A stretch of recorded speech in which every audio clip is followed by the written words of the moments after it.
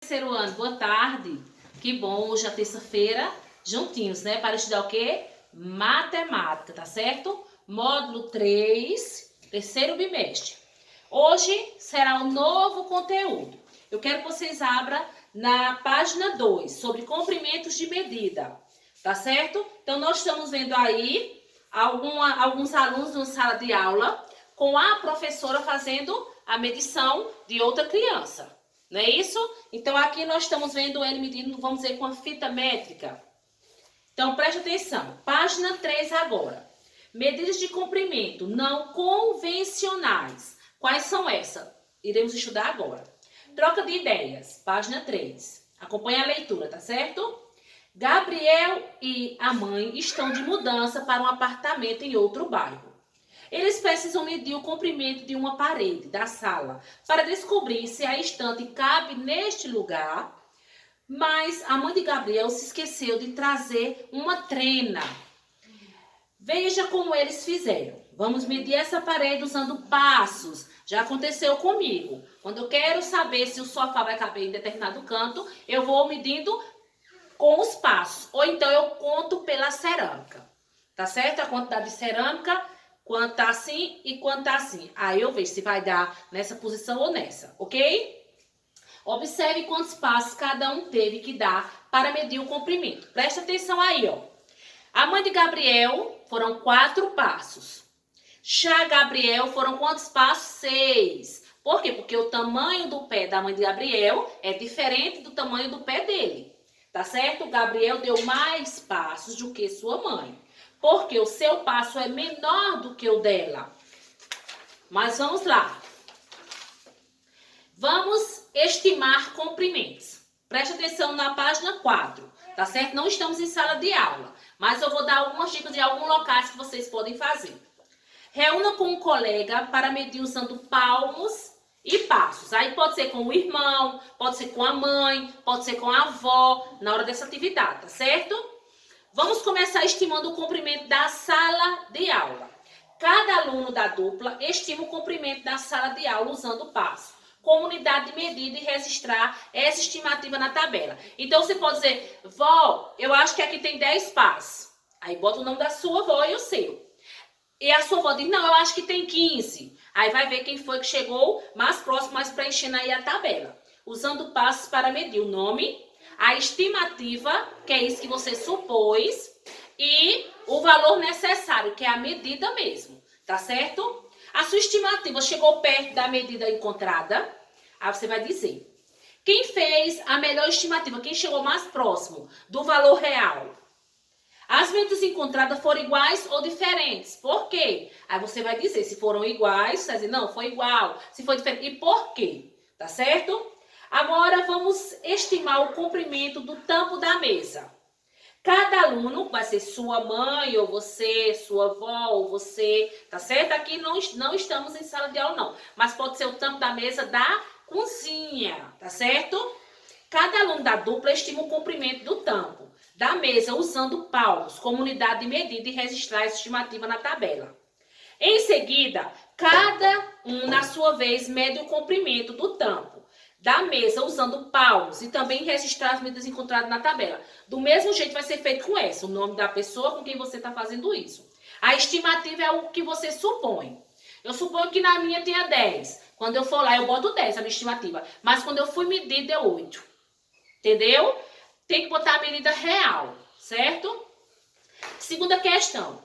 Pedro e Caio estão usando os passos para medir a distância entre a casa onde mora e a padaria. Sabendo que Pedro é pai de Caio, quem vai dar mais passos para medir essa distância? Por quê? Aí você vai dizer quem é que vai dar a resposta aí, tá certo?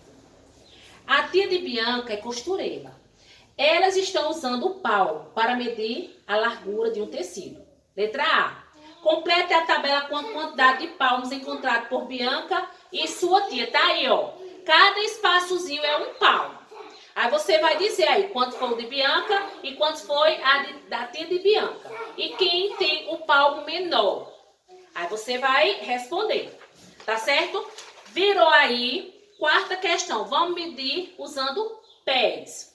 Fita adesiva, não vai ser preciso. Só precisa marcar entre um pé e o outro. Um pé e o outro. Não precisa botar a fita adesiva, não. Tá certo? Reúna com 3 colegas. Pode ser a mesma pessoa que estava fazendo atividade com você anterior. Escolha um trajeto no pátio da escola. Pode ser o seu terraço. Tá certo? E marque com fita adesiva o início e o fim desse trajeto. Cada aluno, na sua vez, percorre o trajeto colocando um pé, seguindo o outro, para medir o comprimento. Não esqueça de anotar a medida encontrada. Agora, represente no gráfico a seguir as medidas encontradas. Quantas foram assim e quantas foram assim. Tá certo? Então, agora, página 7. Metro, centímetro e milímetro. Observe o uso de instrumentos de medida de comprimento em situações do dia a dia de alguns profissionais. Acompanhe aí a leitura comigo observando, tá certo? Primeiro, o arquiteto usa a régua em seus projetos. O construtor usa a trena para medir. A costureira usa uma fita métrica.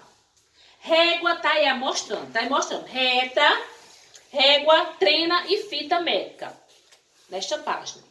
São alguns dos instrumentos usados para medir comprimento. Aí vamos aqui. 8ª questão.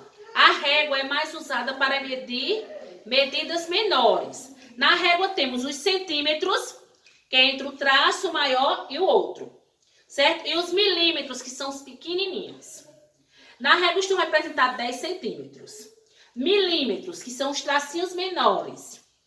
Em 1 centímetro cabe 100 milímetros. Nessa régua estão representados 100 milímetros. Observe o comprimento do giz de cera representado a seguir. Então, aí, este giz de cera tem 4 centímetros de comprimento. Ele mede 45 milímetros, eu transformando. Milímetros, ó, 45, se eu for contar cada tracinho. 45. De comprimento, ou 4 centímetros e 5 milímetros, tá certo? A trena e a fita métrica são usadas em medidas maiores. Em 1 metro cabe 100 centímetros. Nesta trena está representado 1 metro.